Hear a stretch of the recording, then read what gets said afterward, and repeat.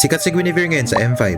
At kung naghahanap kayo ng easy build sa kanya, subukan nyo lang build ni Wendy, ang top 1 global Guinevere. Para sa boots, ito mga pwede nyong subukan.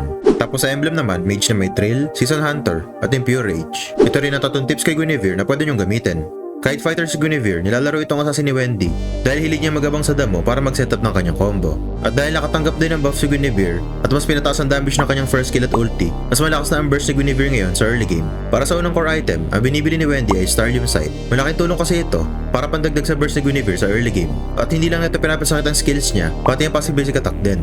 Kaya subukan nyo din ito bilang first item kay Guinevere. Naman sa paggamit kay Guinevere sa Clash, may mag second skill si Wendy tapos second skill back sa kakampi niya. Maganda kasi itong pan-check ng reaction ng mga kalaban nyo kung mag-overreact sila sa kanilang skills. Tapos anytime na low HP siya kay Guinevere, mahanap lang siya ng matitira gamit ang passive niya tulad ng lane creep sa jungle monster para makapag-heal at ready to go na ulit. Subukan nyo ang build at tips sa video na ito para lumakas din ang Guinevere nyo tulad nito.